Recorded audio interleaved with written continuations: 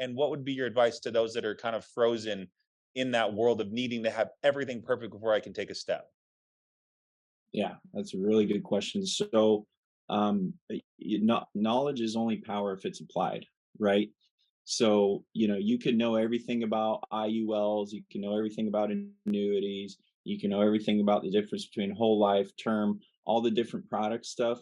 And to be honest with you, Grady, I know like 50% of all the product stuff still. I'm still learning, right? But I know at the end of the day, it's as simple as this: their family's going to get a tax-free check when they pass away to take care of everything they need to take care of.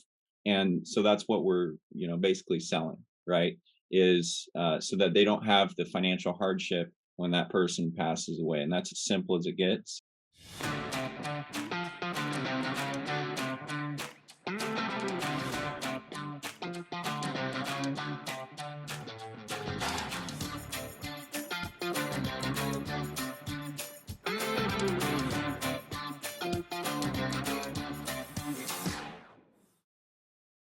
All right, without further ado, we've got Mr. Logan O'Brien on right now, joining us from Seattle, Washington. Logan is a Hall of Fame producer, and this past month protected over 90 families with life insurance, completely focused on protecting families, on challenging himself and getting better each and every day. And I'm so excited to have you on with us today, Logan. How you doing, my man? Doing well, man. Thanks for having me on. Hey, thanks for being available with all the appointments you've got and rocket. I mean, do I do this training call or do I go protect five more families while over lunch? So I appreciate you breaking away for us. But for me personally, I love things like this because I get to grow. In your position, it feels good to document. Like you'll look back on this training in 6, 12, 18 months and go, man, those are some good things I said. Why'd I stop saying that stuff? And it works so good, I stopped saying it. So that's the fun part about trainings like this, but also giving back and letting those who are on here going, I'd love to do 10%, 20% of what Logan's doing. So let's maybe if you could give us some background, man. I'd love to kind of know more about you, where you're coming from, how you found us. Yeah, I'd love to. So, yeah, I started off in car sales out of high school when I was 18. I tried to start when I was 17. They hired me and they're like, hey, dude, you got to be 18. So I was just ready to get out there and learn sales. My dad was in sales growing up, and he always told me, if you learn sales, you'll never be without work. Right. So I just want to get after it. I was in the car business up until about a year and a half ago. Car market got kind of messed up, and I ran into an inventory problem, which is just basically like a lead problem, right? So I'm scrolling on TikTok one night, and I saw an Andrew Taylor podcast. I'm going, what's this? Disregard it, right? Week later, same video pops up. I go, okay, I'll check this out. So I go over to the YouTube and I watch maybe like 2 or 3 interviews. And on one of the interviews, Andrew is like, yeah, anyone who reaches out to me, I always got my phone on, I always message back. So I'm like, okay, let's see if this guy messages back, right? So I DM'd him on Instagram, and I kid you not, like 2 minutes later, he messaged me back. Yeah, I'll get you connected with someone who will take care of it. 2 days later, I was in the prep course, and I got licensed in like 7 days. I passed the test by 1 point. Didn't think I was going to That's pass all you first need, time, man. but I did. That's all Right, you a need. pass is a pass. And then yeah, I was just off to the races from there. That was back in January. Yeah, the first month was rough, doing a lot of in person. Went to convention. I was like, okay, this is real. And yeah, it's been great ever since. What was your thoughts on convention just for Oh man, definitely. You got to get around people in person. Like, it's great that we have Zoom rooms where we can be on there selling. It's great that we have podcasts like this, but when you get in person around other people that have what you want or have the skill sets that you want, that's when I think it really becomes real for a lot of people. So, anyone I'm bringing onto my team, it's a requirement to register for convention and be there. Just because I know it definitely changed, my perspective on the whole business. Yeah, I completely agree. It's eye-opening, one from a standpoint of seeing all these other people that are like you, right? Sometimes we feel like outcasts, right, amongst our friend group when we want to work 50, 60, 80 hours a day or a week and dial the phone and miss things, but we're building something. And, we've got these friend groups and these social networks that are things we've cultivated over months, years, decades of living and existing. And then, but when you want to work harder than everybody else, and it sometimes is, I don't want to say shunned upon, but like, dude, why don't you just chill out? Why don't you not work? Why don't you just come have some fun? And then, but then you go to an event like convention, and like everybody is just, I mean, to say casually foaming at the mouth for like growth, right? It's this rabid intent to like, what can I do? What can I create? What can I build? How much can I sell? How many people can I introduce to this? It fills you up. So I love to hear that, man. So you live in Seattle, and how old are you?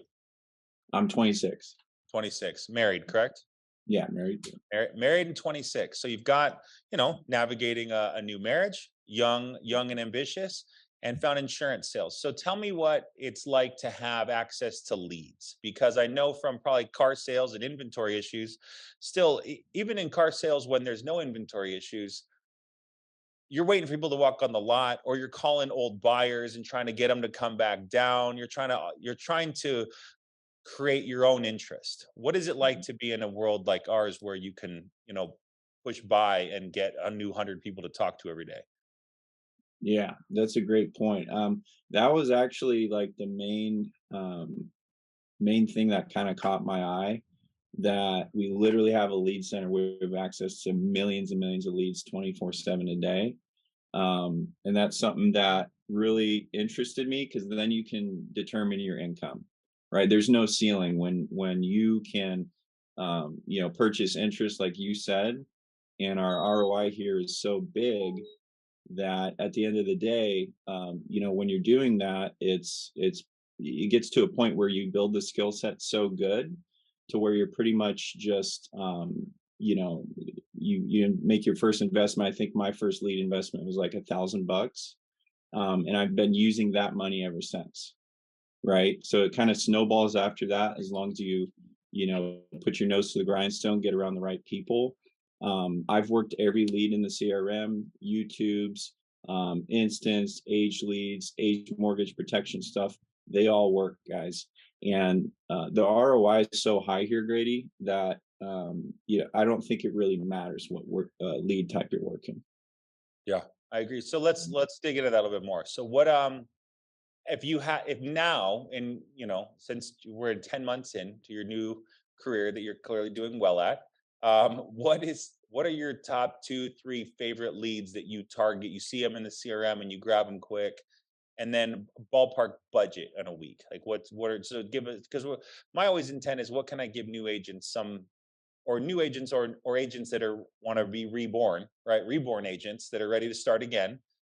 Something to focus on, right? If this is what he creates, I need a checklist so I can go, okay, I'm copying Logan here, I'm copying Logan here, I'm copying Logan here. So top 2 3 favorite lead types, and then ballpark budget, and how you kind of figure that out and justify it all. Yeah, it's a great question. I personally, like, the first, I'd say, 4 months I was here, I never bought a fresh lead. Like, it was all aged stuff. I started buying fresh leads. They work great, but I like to give myself enough shots, right? So I like the age internets. I like age mortgage protection. I like age stuff, because number one, it's not as competitive, and number two, you get such a volume of them, that you give yourself, more shots to learn, right? Because the only way you're going to learn here is not from, you can learn from watching YouTube videos, listening to stuff like this, but it's going to be applying what you learn, right? So just learning through experience, running appointments. My first appointment, I was contracted with like one carrier, and I couldn't even write the business because I wasn't contracted with Aetna. But I just wanted to get out there, fail forward, get over the nervousness of the whole thing, and just figure it out. But to answer your question, yeah, I liked H leads, and I like that you can buy, them in big volume. Ballpark budget on a week. Yeah, budget a week, I would say last month was about 3 grand a week. 3 grand a week. Okay. So you Mhm. spend 12, protect 90 families. Mhm. Good ROI. A lot of Yeah. families. It's fantastic, man. So, um, Talk to me real quick about though that getting started process, because I got agents that'll need to sit on all of America and Prosperity and American Chemicals product over videos. They can't move Mhm. unless they have 19 different their logins for all the different carriers, and they've watched Jamie's product video 15 times and taken notes and laminated it, and like they just are paralyzed by the like that I need to have everything figured out before I can take any steps. What did you do to, or what was your mindset about just getting out there and figuring it out? And what would be your advice to those that are kind of frozen in that world of needing to have everything perfect before I can take a step? Yeah, that's a really good question. So, knowledge is only power if it's applied, right? So, you can know everything about IULs, you can know everything about annuities, you can know everything about the difference between whole life, term, all the different product stuff. And to be honest with you, Grady, I know like 50% of all the product stuff still. I'm still learning, right? But I know at the end of the day, it's as simple as this: their family's going to get a tax-free check when they pass away to take care of everything they need to take care of. And so that's what we're, basically selling, right? Is so that they don't have the financial hardship when that person passes away. And that's as simple as it gets. So if you are new, I would just recommend, getting leads, start calling, join a Zoom room. There's plenty of them out there with live dials if you're doing telesales. If you're not doing telesales, still join.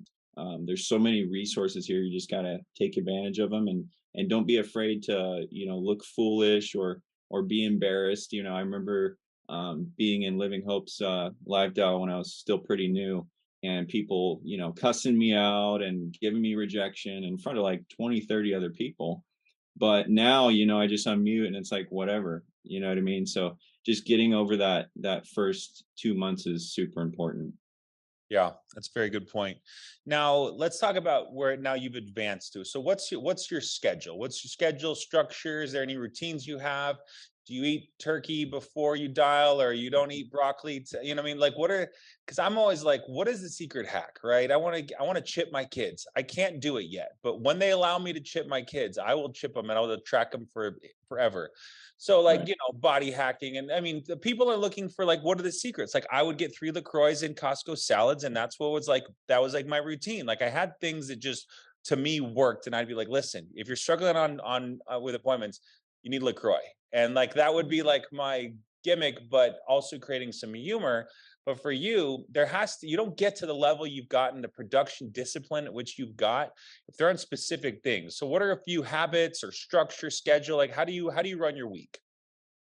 Yeah. I'm about eight to six every day, like just actively running appointments. With telesales, it's nice because you don't necessarily have to take 2 days of the work week, Monday and Thursday, to where you're not running appointments. With telesales, it's every day you're running appointments if you choose to. In the beginning, I wasn't working Sundays, some Saturdays, right?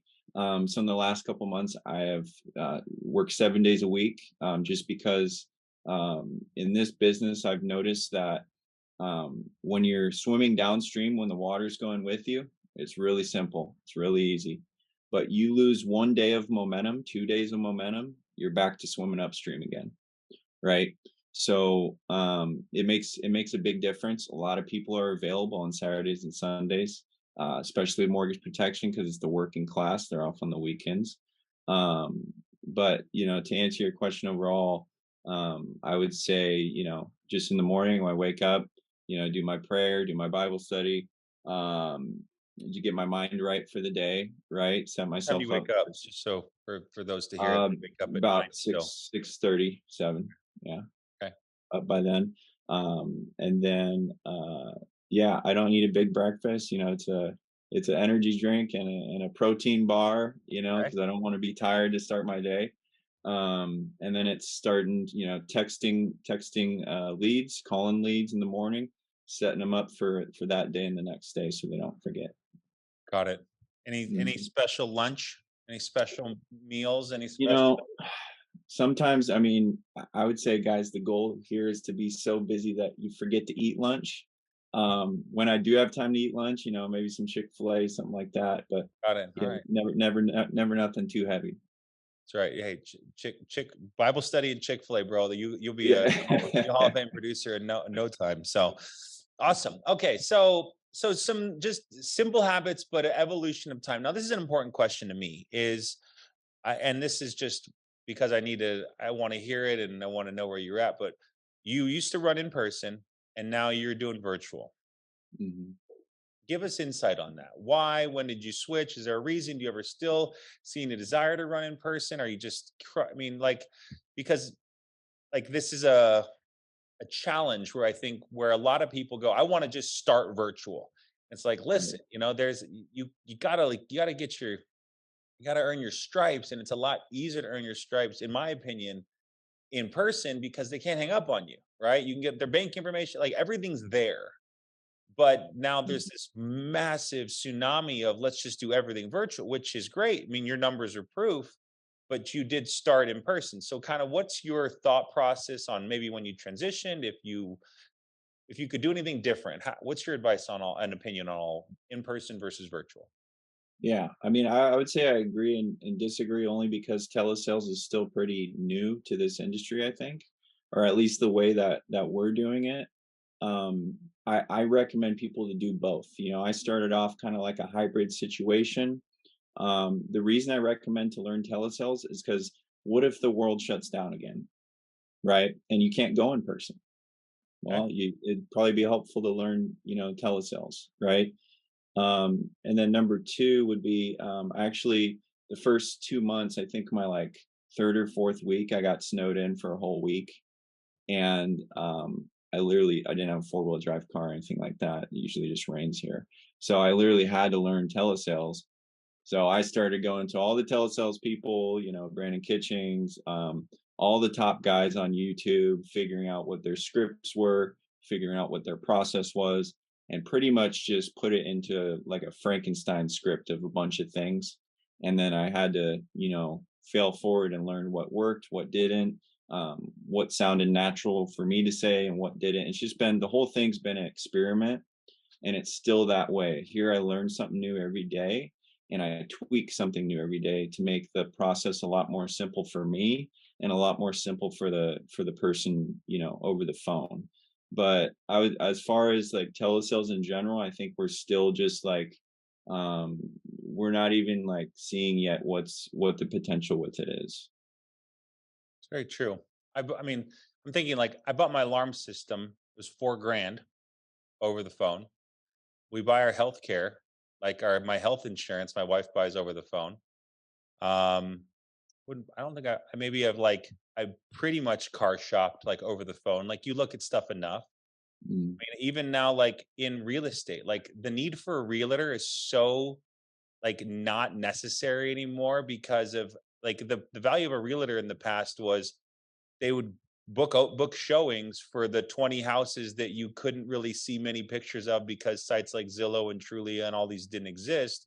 So you need the realtor to go drive you around to 20 houses. Where now it's like I can look at 100 pictures in a walkthrough video and learn the school score and walk down the street with Google Walk, Google whatever, Google Street, and like pretty much go, I want to see this house. You get there and I'm already ready to buy it. Like, so like I think that you're so spot on because the world is evolving from a like a virtual virtual non everything need to be in person type sales structure. Now I still think the emotionality of life insurance and death and Grady, if you don't come home tomorrow, Chantel's going to be ruined. What would happen to the kids? She have to go live with her brother. You know what I mean? Like, but like, so that sort of storytelling, like the guy when I was buying my alarm system didn't go, listen, you need an alarm system or someone's going to come in there and steal your kid. I was like, I would have been like, okay, all right, I'll give you the super alarm system, right? But like, I think that from a standpoint of a sales process, learning the right word tracks from an in-person standpoint and then transitioning to telesales, at least I still think it's super powerful. Unless you're a good learner, if you're a good, fast learner and a good repeater and you can take rejection, like that's the problem. Most people don't have the thick skin that you do. They didn't wake up with a dad challenging them to do car sales and sales is the future.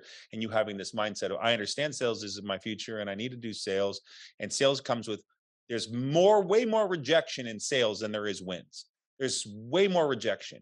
But to be conditioned to that, like that's where our new agency to understand, like you're entering a world of rejection. Welcome to it. It's gonna hurt. But if you can navigate the rejection, you're gonna pick up a bunch of big checks. And that's so I don't know, just my opinion. No, that's a great point. I agree.